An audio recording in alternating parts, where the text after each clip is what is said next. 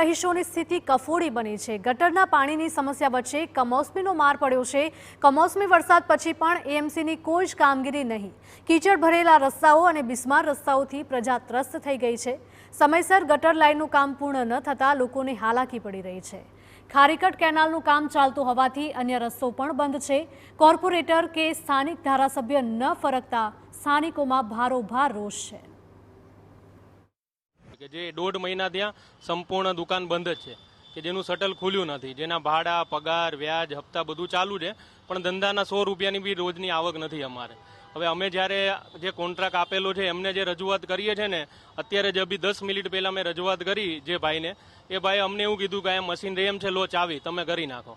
એટલે આ શું કોઈ પ્રજાને કરવાનું છે? પ્રજા ટેક્સ આપે છે, કામય પ્રજાને કરાવવાનું છે, શું છે આ? નિકોલના ઉત્તમનગરમાં કોર્પોરેશનની ચાલતી કામગીરીના કારણે વેપારીઓ પરેશાન છે। નરકાગાર જેવી સ્થિતિ સર્જાઈ છે। મનપાના ભ્રષ્ટ અધિકારીઓને કારણે કામોમાં મોડું થઈ રહ્યું હોવાનો સ્થાનિકોનો આરોપ છે। ભ્રષ્ટ અધિકારીઓ પર સરકાર સર્જિકલ સ્ટ્રાઇક કરે તેવું સ્થાનિકો ઈચ્છી રહ્યા છે। આ કામ કયા આધારે ચાલી રહ્યું છે, કેવી રીતે આનું નિરાકરણ આવશે, ગટરના પાણીનો નિકાલ થશે કે નહીં?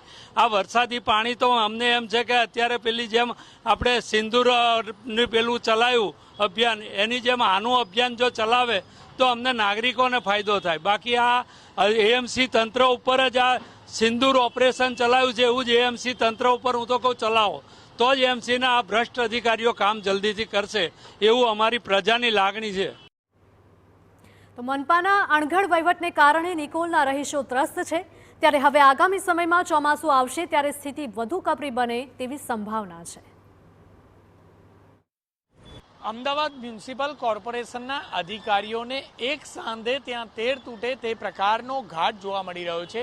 નિકોલ વિસ્તારના આ દ્રશ્યો છે કે જ્યાં છેલ્લા 1.5 વર્ષથી કામગીરી ચાલી રહી છે, પરંતુ આ જ કામગીરી દરમિયાન જ્યારે એક ડ્રેનેજનું કામ ચાલતું હોય તો અન્ય લાઈનો તોડી નાખવામાં આવતી હોય છે કોન્ટ્રાક્ટર દ્વારા, જેના કારણે કામગીરીનો કોઈ અંત આવતો નથી। કમોસમી વરસેલા વરસાદના કારણે જે સ્થાનિકો છે તેમની હાલત વધુ કફોડી બની છે। છેલ્લા કેટલાય મહિનાઓથી તે દુકાનદારો જે છે તે દુકાનદારો કોઈ પણ પ્રકારે પોતાનો ધંધો કરી શક્યા નથી।